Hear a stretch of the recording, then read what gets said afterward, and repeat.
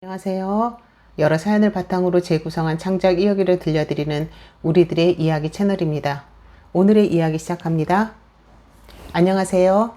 저는 서울근교 신도시에서 IT회사 프로젝트 매니저로 일하며 사랑하는 딸 아이를 키우고 있는 평범한 직장맘이자 한 여자입니다. 살다 보면 세상엔 참 다양한 사람이 살고 있고 가끔은 사람의 탈을 쓰고 어떻게 저럴 수가 있을까 싶은 사연들이 정말 많은 것 같더라고요. 저 역시 평생을 믿고 의지했던 사람에게 인생이 송두리째 흔들 만큼 제대로 뒤통수를 맞은 일이 있었답니다. 피를 나눈 가족보다 더 가깝다고 믿었던 사람이 제 등 뒤에서 칼을 갈고 있었다는 걸 알게 됐을 때 그 참담함이란 이루 말할 수가 없었죠.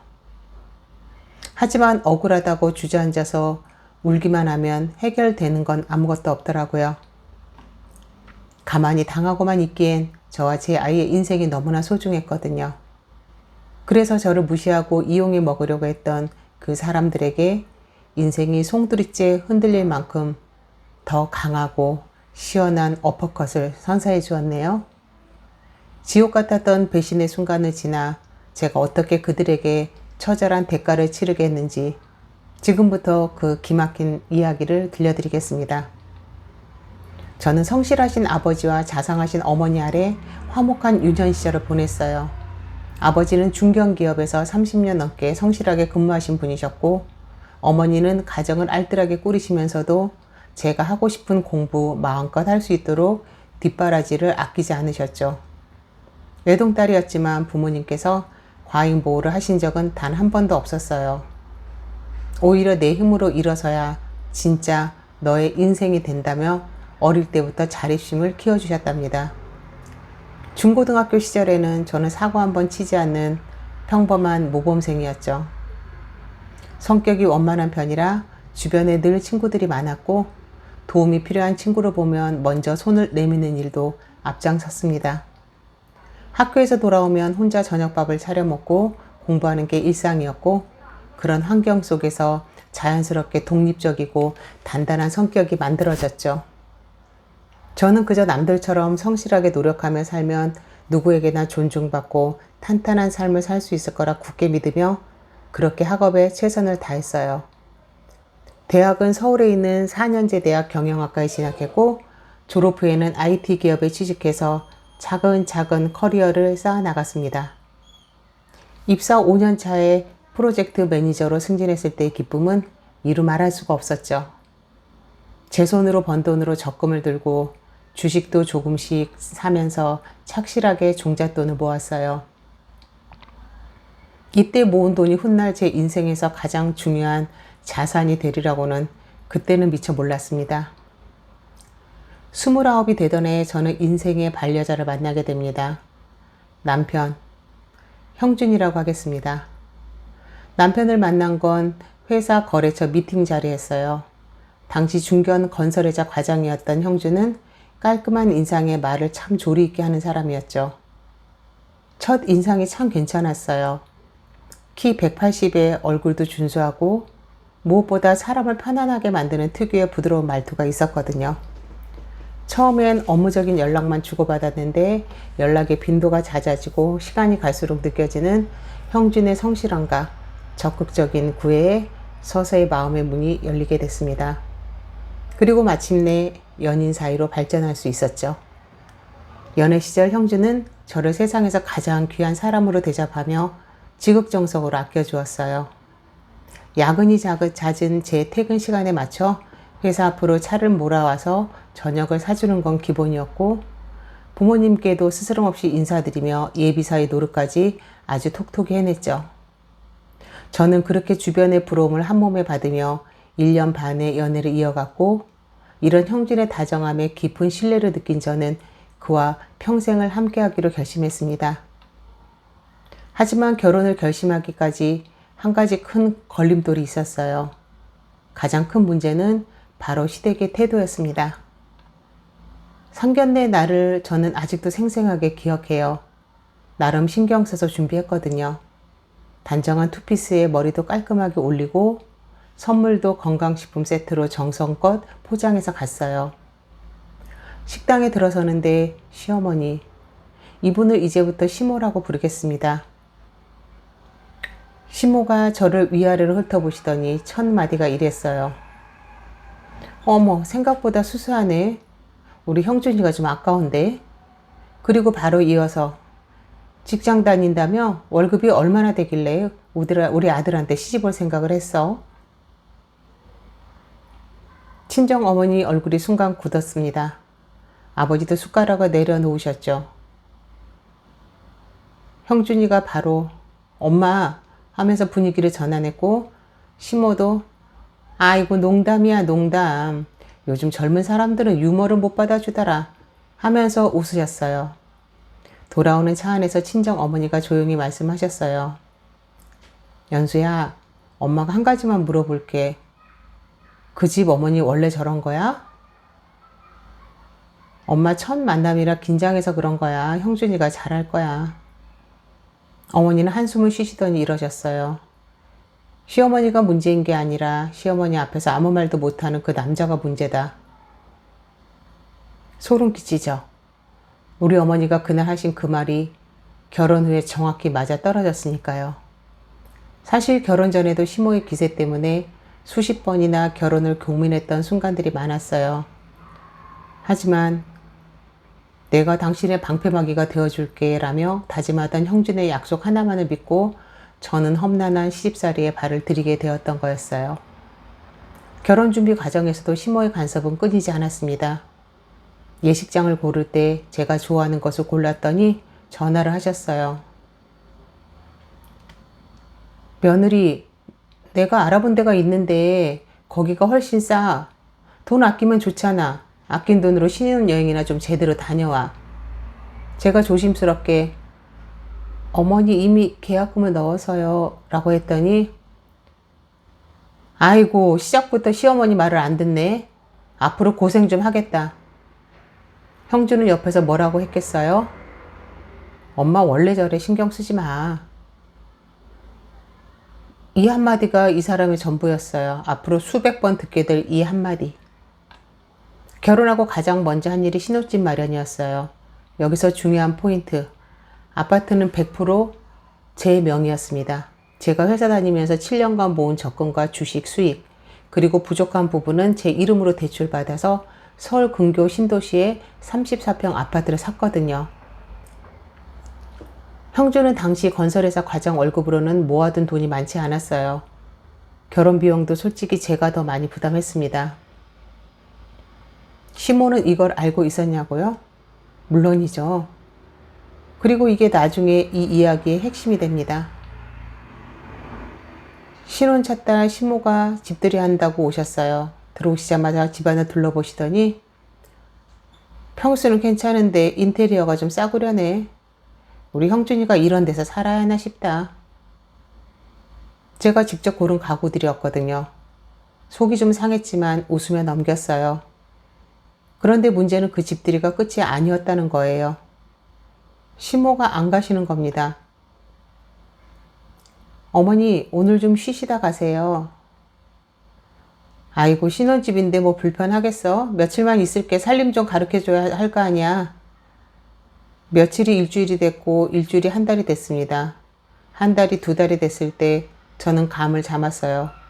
이분은 안 가실 작정이었구나. 시어머니가 우리 집에 눌러 앉으면서 생활이 완전히 바뀌었어요. 아침 6시에 일어나서 시어머니 아침상을 차려야 했습니다. 저도 출근하는 사람인데요. 제가 회사에서 야근하고 밤 10시에 들어오면 시어머니가 안방 소파에 앉아서 TV를 보고 계세요. 싱크대에는 설거지가 그대로, 빨래도 그대로. 시어머니는 제가 식당집 딸도 아니고 그냥 평범한 직장인이라는 점을 집요하게 파고들며 사사건건 트집을 잡았습니다. 제가 정성껏 차려낸 밥상을 보면 숟가락을 들기도 전에 타박부터 시작하셨죠. 아이고, 넌 친정어머니가 뭘 가르쳤길래 밥 하나를 이렇게 못하니? 우리 형준이는 하루 종일 현장 다니느라 기가 다 빠져서 오는데 겨우 이런 밥상을 차려내는 거야? 어머니, 저도 하루 종일 회사에서 일하고 왔어요. 그런데도 형준이 좋아하는 반찬들 나름 정성껏 준비한 건데요. 얘가 어디서 말대꾸야. 시어머니가 아니라면 아니라는 거지. 감히 회사 일이랑 내 아들 뒷바라지를 비교하는 거니? 그리고 시누이 역시 시부모를 꼭 닮아 저를 무시하는데 앞장섰습니다. 예의라고 눈 씻고 찾아볼 수 없는 시누이 태도는 제 인내심을 매번 시험에 들게 했어요. 언니, 이번에 그 새로 나온 코트 봤어요? 나 그거 너무 갖고 싶은데 오빠한테 말 좀 잘해줘요. 언니는 어차피 회사에서 단체복만 입고 사니까 그런 거 필요 없잖아요. 건설에서 과장 동서가 내가 입고 다녀야 우리 집안 체면이 서지 않겠어요?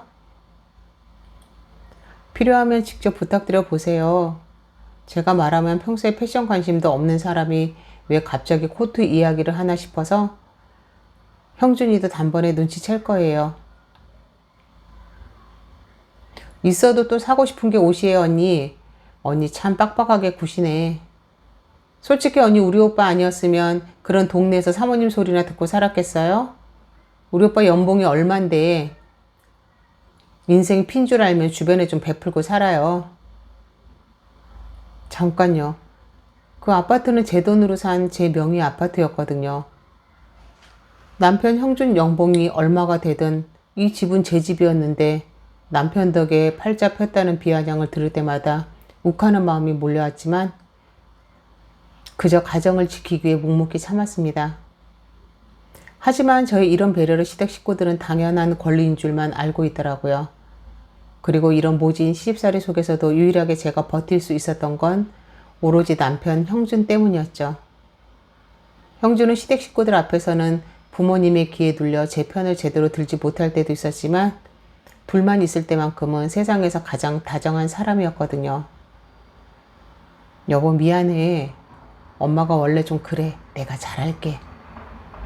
지친 제 손을 잡아주며 위로하는 형준의 모습에 저는 그래 이 사람 하나면 됐다라며 마음을 다잡곤 했습니다. 보시다시피 그렇다고 제가 또 무조건 참고만 사는 유약한 성격은 아니에요. 회사에서 수십 명의 팀원을 이끌며 프로젝트를 굴려올 만큼 부당한 대우에는 조목조목 따질 줄 아는 강단도 있었죠. 시댁의 갑질이 선을 넘을 때마다 저는 예의를 갖추면서도 차가울 정도로 냉철하게 제 입장을 밝혔습니다. 그런 저의 당당한 덕분에 시모는 저를 무시하면서도 내심 제 귀에 눌려 쩔쩔매기도 했죠. 저희 부부에게는 결혼하고 곧바른 예쁜 딸아이가 찾아와 주었어요. 그런데 시어머니의 첫 반응이 뭐였는지 아세요? 첫째가 딸이야? 에휴, 다음엔 꼭 아들 낳아라. 갓 태어난 제 딸 아이를 보면서 하신 첫마디가 그거였어요. 세상에서 가장 예쁜 아이가 태어났는데 성별이 마음에 안 드신다고. 그리고 시어머니의 무시는 갈수록 심해졌습니다. 저를 마치 아들의 수발든 하녀 대하듯 하셨죠. 아이를 낳고 몸조리를 하는 중에도 시어머니는 절대 저를 쉬게 두지 않았습니다. 애 낳았다고 누워만 있으면 어떡해? 형준이 밥은 누가 차려? 어머니 산후조리 기간이라 좀 쉬어야 해요. 아이고 요즘 젊은 것들은 유난이야. 나 때는 애 낳고 다음날 논에 나갔어. 형준은 옆에서 어쩔 줄 몰라 하며 시모를 말렸지만 그게 또 형준의 방식이었죠. 엄마 그만해. 한마디 하고 끝. 그 이상은 절대 안 해요. 결혼 3년 차에 접어들 무렵 집값이 크게 올랐어요. 제가 3억 5천에 산 아파트가 6억이 넘었거든요. 2억 5천 넘게 오른 거죠. 이때부터 시모의 태도가 미묘하게 바뀌기 시작했어요. 이전에는 그냥 잔소리하고 구박하는 수준이었는데 갑자기 아파트 이야기를 꺼내기 시작한 겁니다. 예, 이 아파트 명의가 내 이름이라며? 네, 어머니 제 돈으로 샀으니까요. 가족인데 뭘 그렇게 네 거 내 거를 따져. 우리 형준이 이름으로 바꾸는 게 맞지 않겠니? 어머니 그건 좀... 아 됐어 나중에 이야기하자. 이런 대화가 한 달에 한두 번씩 반복됐어요. 처음에는 슬쩍 떠보는 수준이었는데 갈수록 노골적으로 변했습니다. 결정적으로 분위기가 달라진 건 결혼 4년 차에 접어들면서였어요. 시어머니가 더 이상 애둘러 말하지 않기 시작한 겁니다. 어느 날 저녁 시어머니가 형준을 불러서 안방에서 이야기를 하시더라고요. 저는 거실에서 딸 아이를 재우고 있었는데 안방문이 약간 열려 있었어요. 그리고 들렸습니다. 시어머니 목소리가요. 형준아, 이 아파트 명의를 엄마 이름으로 바꿔라. 심장이 콩 내려앉았습니다. 엄마 그게 무슨 소리야? 그건 연수명이잖아. 그러니까 바꾸자는 거지. 며느리 이름으로 되어 있으면 나중에 이혼하면 어떡해. 엄마 이름으로 해놓는 게 안전하지. 엄마 그건 좀... 야, 네가 돈을 벌어야 집을 사지. 내 마누라 돈으로 산 집에 살면서 자존심도 없어? 엄마 이름으로 해놓으면 나중에 너한테 다 물려줄 거잖아.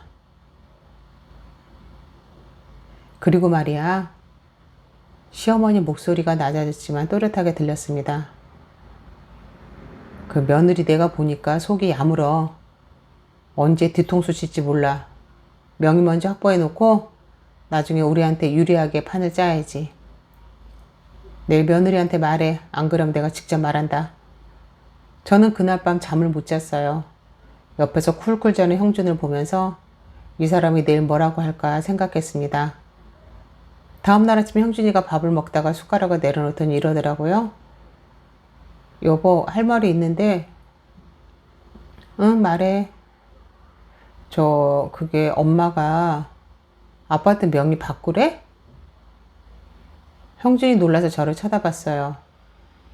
어젯밤에 다 들었어. 자기야, 이 아파트 누가 산 거야? 대출은 누가 갖고 있어? 근데 명의를 왜 어머니한테 넘겨? 형준이 잠깐 입을 다물더니 나도 사실 이상하다고 생각해. 근데 엄마가 워낙 강하게 말씀하셔서. 그래서 어떡하겠다는 거야? 미안해. 내가 엄마한테 안 된다고 할게. 그리고 시어머니한테 가서 한 말이 뭔지 아세요? 엄마, 연수가 조금 더 생각해 보겠대. 안 된다를 생각해 보겠다로 바꿔서 전달한 거예요. 그때부터 시어머니의 공세가 시작됐습니다. 매일 저한테 들러붙어서 생각 좀 해봤니? 연수야, 엄마가 널 위해서 그러는 거야. 어머니 명의면 세금도 유리하고 명의만 바꾸면 되는 거잖아. 뭐가 그렇게 어려워? 처음에는 부드럽게, 점점 세게, 나중에는 노골적으로. 야, 이 집에서 내 아들 벌어다 주는 돈으로 밥 먹으면서 뭔 큰 소리야. 잠깐만요. 제 월급이 형준보다 많아요. 집 대출도 제가 갚고 관리비도 제가 내고 생활비도 제가 더 많이 부담하고 있었는데요. 근데 시어머니 세계에서는 아들의 아내는 아들의 소유물이었던 거예요. 그래서 아내의 재산도 당연히 아들 것이고 아들 것은 곧 엄마 것. 이 삐뚤어진 논리가 이 집안을 지배하고 있었습니다. 하지만 제 인내심이 서서히 한계에 다다르고 있었던 건 사실이에요. 그래도 저는 형준을 믿었거든요. 적어도 형준만큼은 제 편이라고. 이 사람이 비록 어머니 앞에서 우유부단하지만 마음속 깊은 곳에서는 저와 딸아이를 가장 소중히 여기고 있다고 그렇게 믿고 있었어요. 그런데 운명은 제가 그 마지막 믿음마저 내려놓게 만들 준비를 하고 있었나 봅니다.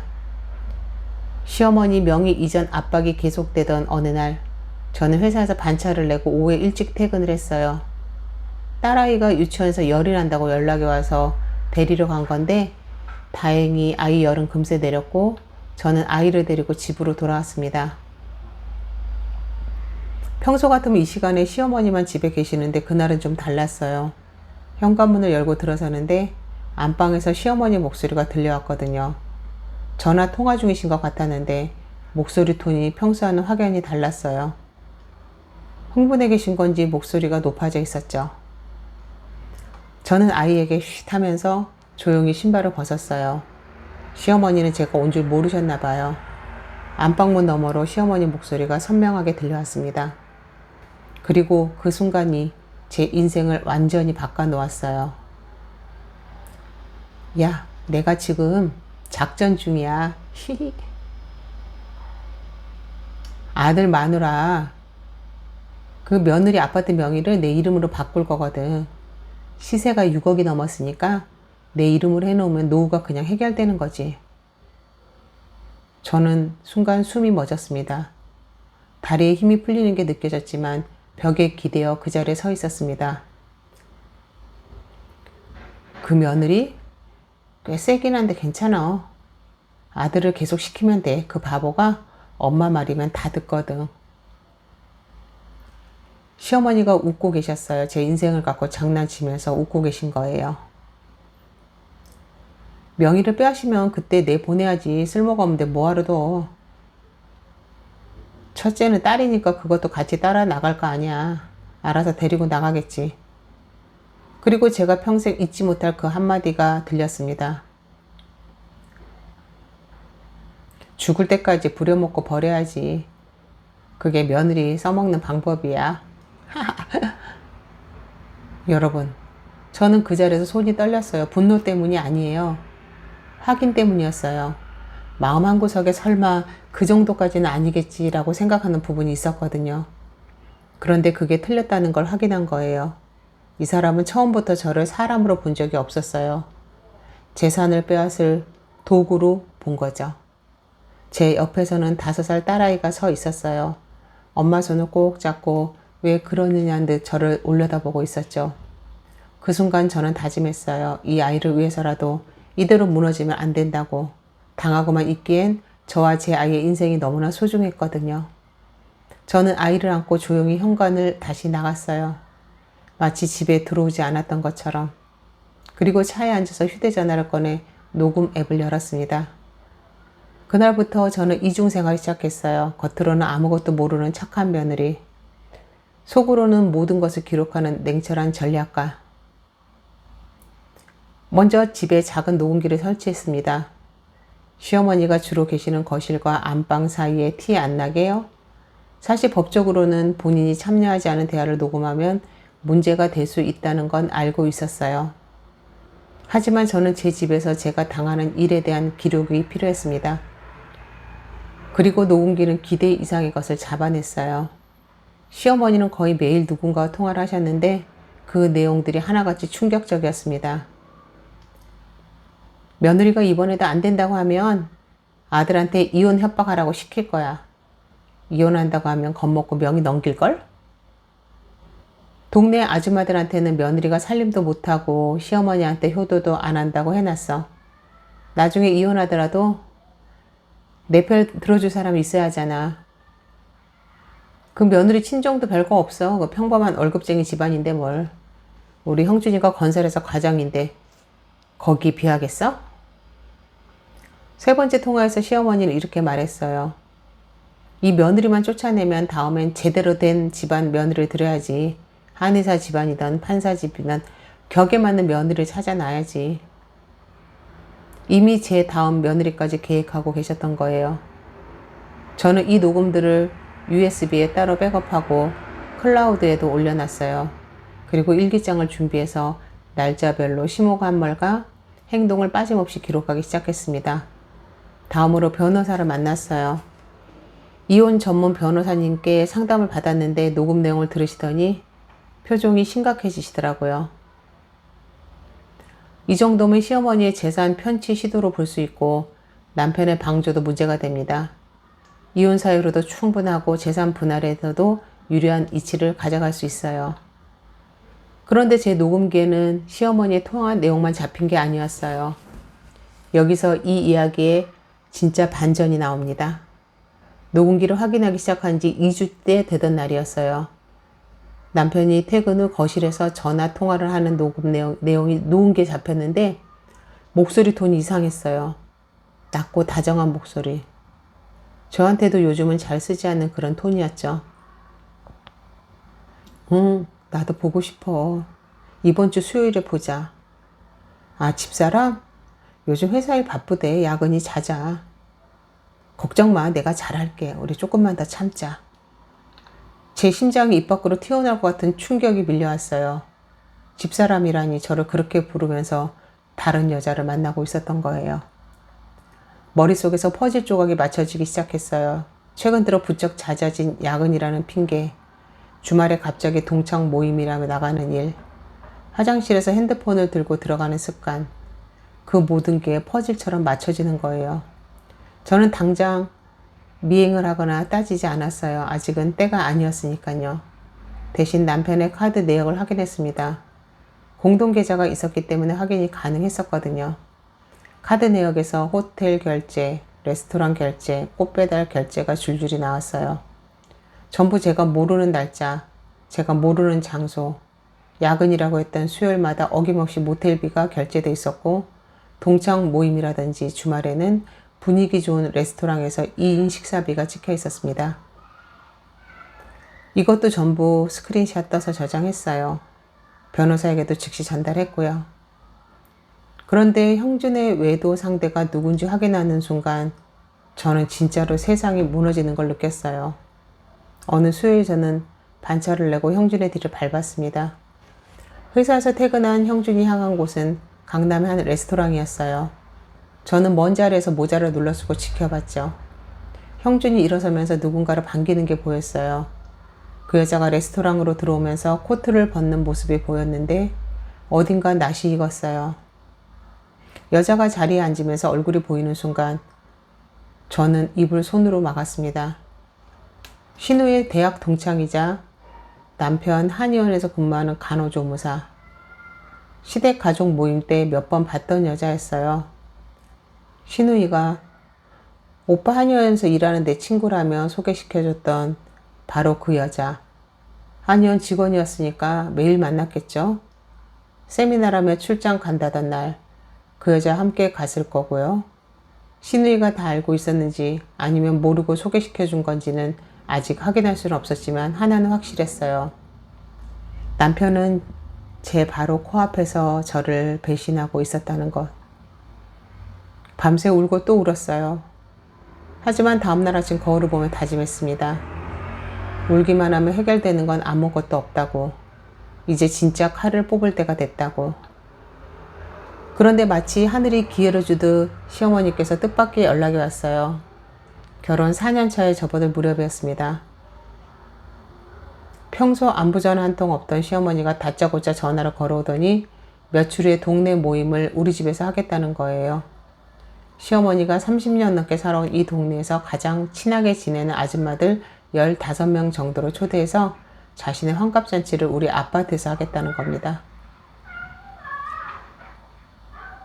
예, 내가 환갑인데 밖에서 돈 써가며 하는 것보다 너희 넓은 아파트에서 아담하게 하는 게 낫지 않겠어? 음식은 내가 좀 준비해. 체면 차릴 자리니까 최고급으로 정성껏. 결국 저토록 공짜로 품격 있는 음식을 차려내고 서빙까지 도맡으라는 속셈이 뻔히 보였죠. 시어머니의 무리한 요구에 속에서 치밀어 오르는 불쾌감은 도저히 감출 수가 없었습니다. 하지만 저는 이 순간 전혀 다른 생각을 하고 있었어요. 이게 기회다. 시어머니가 30년 동네 친구들을 데리고 제 집에 온다고? 그 동네 아줌마들이 다 모인 자리. 시어머니가 평생 쌓은 불쌍한 시어머니, 자상한 시어머니, 이미지를 보여줄 그 완벽한 무대.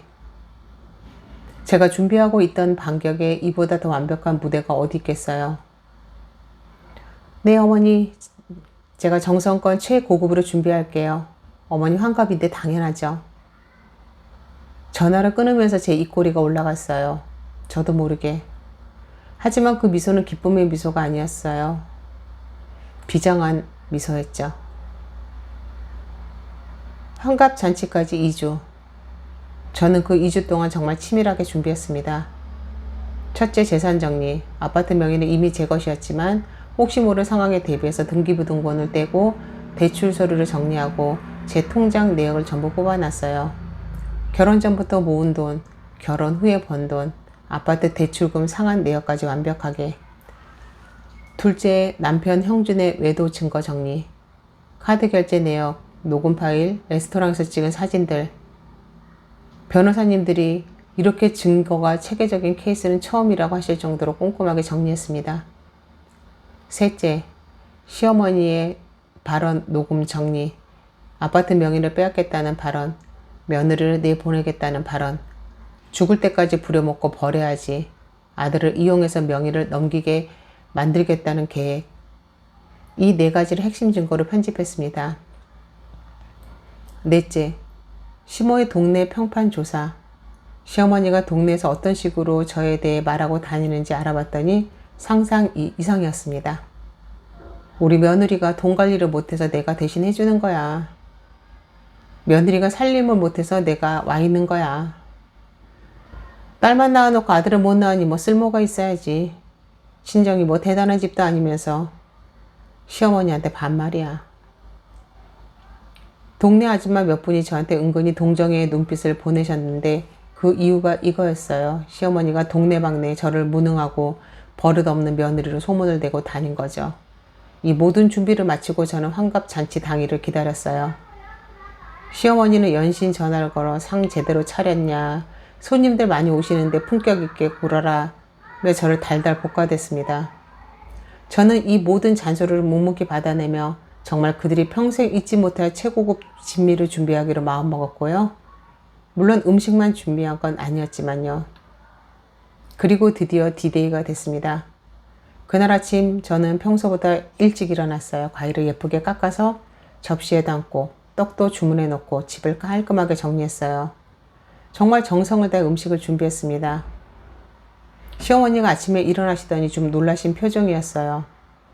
어머, 우리 며느리가 오늘 제대로 하네. 항상 이러면 좋겠다.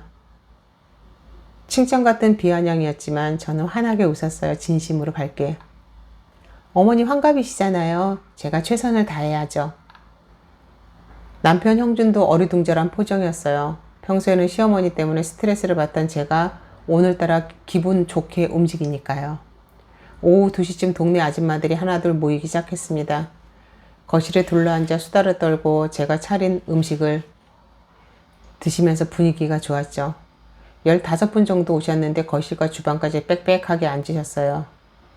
시어머니는 역시나 시작했습니다. 본인 아들이 외도하고 다니는 줄은 꿈에도 모르시면서 그저 30년 지기 친구들 앞에서 끝까지 완벽한 시어머니인 척 연기하는 그 가증스러운 모습이 참 가관이더라고요. 우리 며느리가 오늘 이거 다 준비한 거야. 이래봐도 살림은 곧잘해. 내가 다 가르친 거지 뭐. 아줌마들이 어머 며느리 복 받으셨다. 환갑상이 이렇게 푸짐하다니 하면서 맞장구를 치고 시어머니는 신이 났어요. 30년 친구들 앞에서 자상한 시어머니이자 화목한 가정의 가장으로 보이고 싶었던 거죠.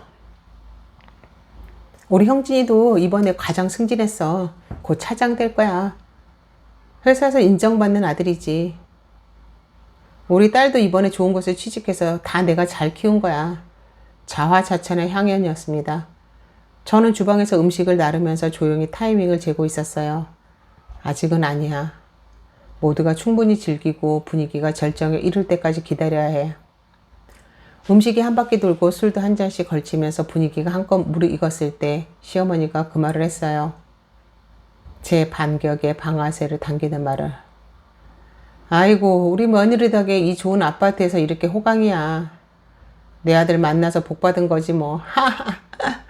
그 말을 듣는 순간 제 안에서 무언가 딸깍 하고 풀리는 느낌이 들었어요.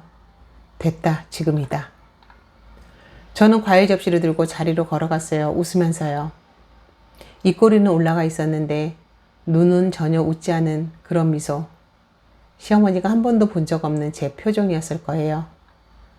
어머니 과일 좀 드세요. 그리고 저 오늘 어머니 환갑 기념으로 특별한 선물을 준비했어요. 시어머니가 눈이 반짝이더라고요. 어머 뭔데? 뭘 또 준비한 거야? 아니요. 산 건 아니고요. 어머니의 진심을 여기 계신 분들께 들려드리려고요. 순간 시어머니 표정이 살짝 굳었지만 아줌마들 앞이라 웃음을 유지하셨어요. 무슨 소리야 얘가. 저는 미리 준비해둔 블루투스 스피커를 켰어요. 꺼냈어요. 테이블 위에 올려놓고 핸드폰과 연결했습니다. 거실이 잠깐 조용해졌어요. 아줌마들도 뭔가 이벤트가 있나 싶어 기대하는 표정이었죠. 재생 버튼을 눌렀습니다. 야, 내가 지금 작전 중이야. 시어머니 목소리가 거실에 울려 퍼졌어요. 시어머니 얼굴이 처음으로 흔들렸습니다. 아들 마누라 아파트 명의로 내 이름으로 바꿀 거거든. 거실이 조용해졌습니다. 아줌마들이 고개를 갸웃거리기 시작했어요. 그 며느리? 꽤 세긴 한데 괜찮아. 아들 계속 시키면 돼. 그 바보가 엄마 말이면 다 하거든. 시어머니가 벌떡 일어나셨어요. 얼굴이 하얗게 질리면서. 이거 당장 꺼! 어머니 잠깐만요. 아직 하이라이트가 안 나왔어요.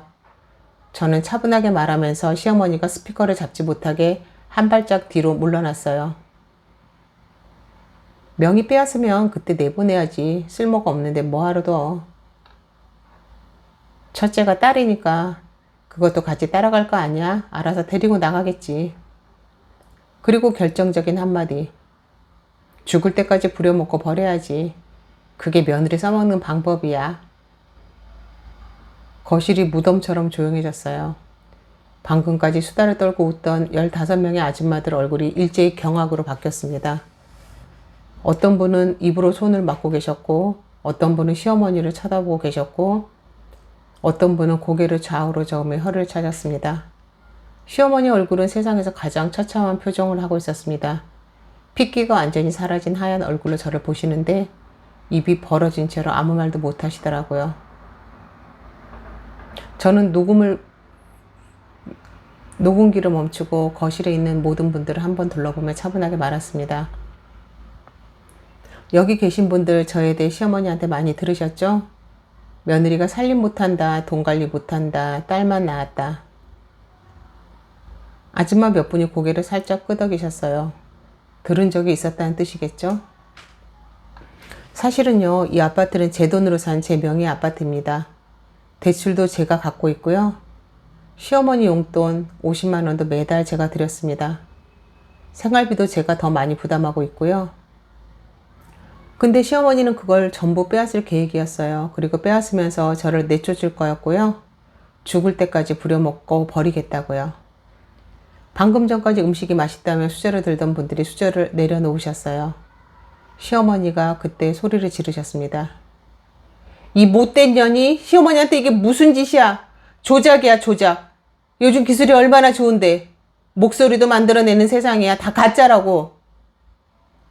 어머니, 그 통화 상대방한테 확인해 보실래요? 여기 전화번호도 다 찍혀 있는데요. 시어머니가 입을 다무셨습니다. 저는 이어서 두 번째 폭탄을 떨어뜨렸습니다. 그리고 한 가지 더요. 남편 현주 씨 지금 여기 안 보이죠? 외근이라서 못 온다고 하셨죠, 어머니? 시어머니가 긴장한 표정으로 고개를 끄덕였습니다. 형준 씨는 지금 외근 중이 아니에요. 저는 핸드폰에서 사진 한 장을 꺼내 테이블 위에 놓았습니다. 형준이 레스토랑에서 다른 여자 함께 있는 사진이었죠. 남편은 4개월 전부터 외도 중이에요. 상대는 신우이 대학 동창이자 남편의 한의원 직원이죠. 그리고 이 카드 결제 내용 보시겠어요? 호텔, 레스토랑, 꽃배달, 야근이라고 했던 날 전부 여기 찍혀 있습니다. 종이 뭉치를 테이블 위에 올려놓자 가까이 앉으셨던 아줌마 한 분이 집어서 보시더니 세상에 하고 탄식을 하셨어요. 시어머니 얼굴이 흑빛으로 변했습니다. 며느리의 재산을 빼앗으려고 한 것도 들통이 났는데 자랑하였던 아들이 바람까지 피우고 있었다니 30년 동네 친구들 앞에서 한꺼번에 다 터진 거예요. 거짓말이야. 우리 형준이가 그럴 리 없어. 네가 조작한 거야. 그러시면 지금 아드님한테 전화해 보세요. 여기 다들 보는 앞에서요, 어머니. 시어머니가 떨리는 손으로 전화를 걸었어요. 남편 형준이 전화를 받았는데 시어머니가 스피커를 켜지 않으려 했지만 이미 주변이 다 조용해서 목소리가 들렸습니다. 형준아, 너 지금 어디야? 아, 엄마, 나 지금 외근 중인데 왜? 외근? 진짜 외근이야? 응, 왜 갑자기 그래? 형준아, 너 솔직하게 말해. 너 요즘 다른 여자 만나는 거 아니야? 3초간의 침묵. 그 3초가 이 자리에 있는 모든 사람에게 답을 줬습니다. 엄마 무슨 소리야? 갑자기 왜 그래? 하지만 그 3초의 침묵과 흔들리는 목소리는 이미 모든 걸 말해주고 있었죠. 전화가 끊기고 시어머니가 저를 노려보며 이를 갈았지만 이미 늦었어요. 아줌마 한 분이 먼저 일어나셨습니다. 시어머니와 30년 지기 친구라고 하셨던 분이셨는데요. 순자야, 나는 진짜 몰랐어. 내가 그런 사람인 줄. 며느리한테 그렇게까지 했으면서 우리 앞에서는 좋은 시어머니 흉내를 냈던 거야? 아니야, 그게 아니라 30년 알고 지냈는데 며느리가 돈 관리 못해서 내가 봐준다며, 살림 못해서 내가 와 있다며, 그거 다 거짓말이었어? 시어머니가 입을 벌렸다 다물었다 하셨어요. 할 말이 없으셨겠죠. 하나둘 자리를 뜨기 시작했습니다. 근데 나가시면서 시어머니를 보는 눈빛이 완전히 달라져 있었습니다. 동정이나 공감이 아니라 경멸. 수고했어요. 아유, 며느리 진짜 고생 많았겠다. 한 아줌마가 나가시면서 저한테 그렇게 말씀하셨어요. 그 한마디에 눈물이 핑 돌았지만 참았습니다. 아직 끝난 게 아니니까. 마지막 아줌마가 나가시면서 시어머니한테 이렇게 말씀하셨어요. 순자야, 반성 좀 해. 내가 뭘 잘못했는지도 모르겠으면 그때는 진짜 넌 답이 없는 애야. 문이 닫히고 집에 세 사람만 남았습니다. 저하고 방금 전화 받고 급히 돌아온 남편, 시어머니. 형준이 현관문을 열고 들어왔을 때 거실의 참혹한 풍경을 보고 그 자리에서 얼어붙어 서 있었습니다. 테이블 위에 펼쳐진 사진들과 서류들, 그리고 의자에 주저앉아 울고 있는 시어머니. 여보, 이게 무슨 일이야? 형준 씨. 제가 씨를 붙이니까 형준이 입을 다물었어요. 외도 다 알고 있어요. 언제부터 어디서 누구랑 카드 내역이랑 녹음이랑 사진이랑 전부 변호사한테 넘겼고요. 아니 여보, 그게 어머니 말씀도 다 녹음돼 있어요. 명의 빼앗아서 나 내보내고 죽을 때까지 부려먹고 버리겠다는 거 다 들었어요. 나 다 이 안에 들어있어요. 형준이 시어머니를 바라봤습니다. 시어머니가 형준을 쳐다봤고요. 그 눈빛에 내가 바람 피운 게 들켰구나.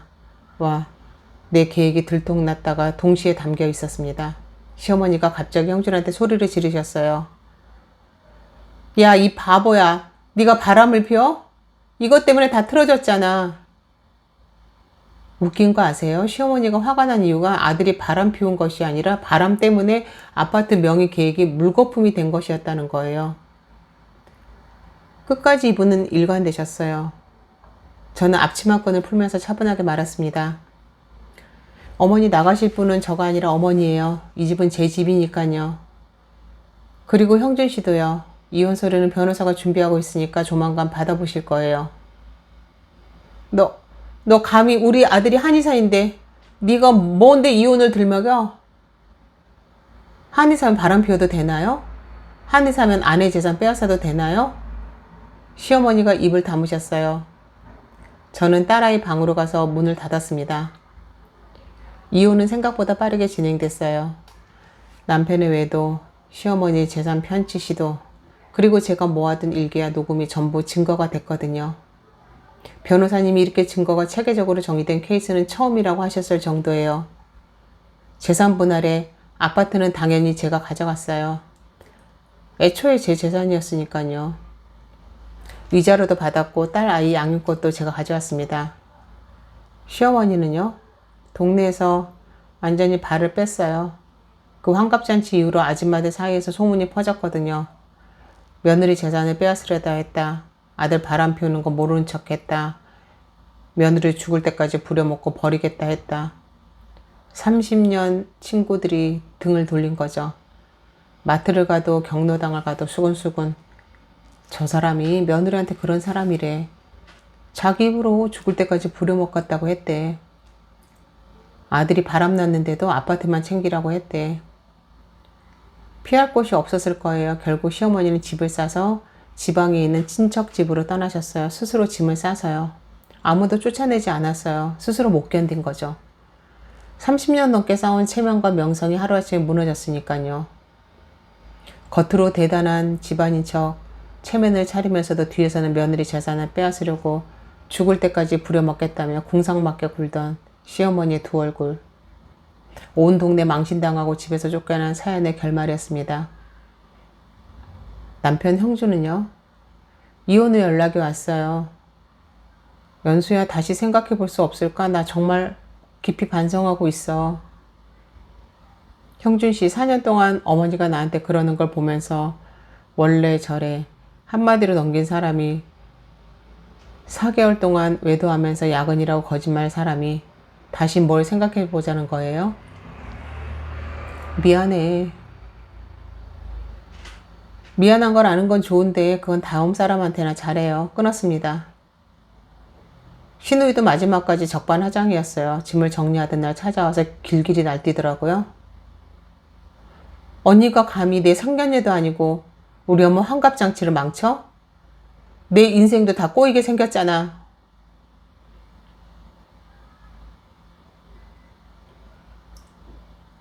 너 오빠 바람 피우고 내 엄마가 내 재산 빼앗려 한 건 괜찮고 내가 진실을 밝힌 건 잘못이야? 내 인생 꼬인 건 내 가족이 한 짓 때문이지 내 탓이 아니거든. 뿌린 대로 거두는 건 내 집안인 줄 알아. 당장 내 집에서 나가. 형준의 외도 상대인 그 간호조무사 역시 처참한 결말을 맞았다고 합니다. 형준과의 관계가 알려지면서 한의원에서 해고됐고 어깨에도 소문이 퍼져 재취업도 쉽지 않았다고 하더라고요. 형준은 결국 한의원을 정리하고 다른 지역으로 떠났어요. 번듯한 한의사라는 직업도 있고 남들이 부러워하는 사회적 지위가 있으면 뭐하나 싶더라고요. 사람으로서 지켜야 할 최소한의 도리와 선을 무참히 넘어버렸는데 직업이 좋은 게 다 무슨 소용일까요? 결국 그에게 남은 건 아무것도 없는 거죠. 누군가를 속여 얻은 행복은 결국 본인도 속일 수 있다는 공포의 부메랑이 되어 돌아온다는 사실을 그들은 인생의 밑바닥에서 처참하게 깨달았을 겁니다. 그렇게 폭풍이 지나간 뒤 저는 다시 제 삶의 터전으로 돌아왔습니다. 예전처럼 시댁 식구들이 들이닥쳐 왕처럼 대접받으려고 하거나 말도 안 되는 요구를 하며 제 정성을 깎아내리려는 일은 이제 없어요. 시어머니 전화를 받으며 가슴을 졸일 필요도, 신우의 수발을 들며 억지 미소를 지을 필요도 없어진 거죠. 이혼하고 석 달 뒤 저는 회사의 팀장으로 승진했어요. 프로젝트 하나를 성공시키면 인정을 받게 되어 있었거든요. 오로지 저와 제 딸 아이만을 위해서 일하는 지금이 얼마나 소중한지 모릅니다. 제 딸아이도 엄마의 거칠어진 손마디가 깊어진 마음을 이해하는 건지 다행히 그늘 하나 없이 밝고 예쁘게 자라주고 있어요. 아이의 해맑은 웃음을 볼 때마다 저는 다짐합니다. 다시는 어른들의 이기심으로 아이에게 상처 주는 일은 없어야 한다고 말이죠. 어느 일요일 아침 딸아이와 함께 거실에서 아침을 먹다가 아이가 물었어요. 엄마 우리 이제 행복해? 응 이제 우리 행복해. 그럼 됐다. 5살 딸아이가 한 말에 코끝이 찡해졌어요.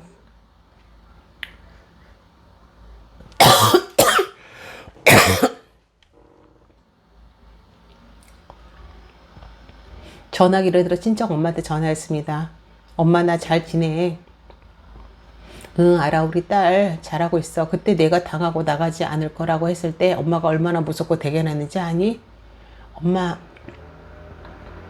잘했어 정말 우리 딸 잘했어. 친정엄마의 그 한마디에 눈물이 났어요. 4년 동안 참았던 눈물이 그때 다 나온 것 같아요. 비록 살점이 떨어져 나가는 듯한 큰 상처를 겪었지만 그 시련을 딛고 일어선 제 얼굴에는 이제 가식 없는 그 어느 때보다 단단하고 평온한 미소가 번져 있답니다. 사랑과 가족이라는 신성한 이름 아래 자행된 기만 속에서 제가 버틸 수 있었던 건 제 자신에 대한 마지막 믿음과 제가 지켜내야 할 아이가 있었기 때문에 가능했던 일이라고 생각합니다. 한때는 배신감에 숨조차 쉬기 힘들고 온 세상이 무너져 내리는 것 같았지만 그 고통스러운 고리를 제 손으로 끊어내고 나니 비로소 진짜 제 삶이 그리고 제가 가야 할 길이 선명하게 보이더라고요. 지금 혹시 저와 비슷한 아픔 속에서 밤잠을 설치고 계신 분이 있다면 이 말씀을 꼭 드리고 싶네요. 나를 갉아먹고 자존감을 무너뜨리는 관계를 과감히 정리하는 건 결코 패배가 아니라는 것을요. 그건 나를 다시 되찾기 위한 가장 용기 있는 선택이자 내 인생을 향한 가장 큰 승리라고 말하고 싶습니다. 부디 부당한 대우에 침묵하며 자신을 희생하지 말아주세요. 여러분은 충분히 사랑받고 존중받을 가치가 있는 이 세상에서 가장 귀한 사람이라는 걸 꼭 기억하면서 살았으면 좋겠습니다. 그리고 하나만 기억하세요. 가장 무서운 건 준비된 사람의 미소입니다. 웃으면서 과일 깎아주는 며느리를 절대 무시하지 마세요. 어두운 밤이 지나면 반드시 찬란한 아침이 오는 것처럼 여러분의 모든 앞날에도 속이 뻥 뚫리는 저의 어버컷 같은 시원함과 따뜻한 평안이 가득하시길 진심으로 응원하겠습니다. 그럼 끝까지 들어주셔서 정말 감사합니다. 또 뵙겠습니다.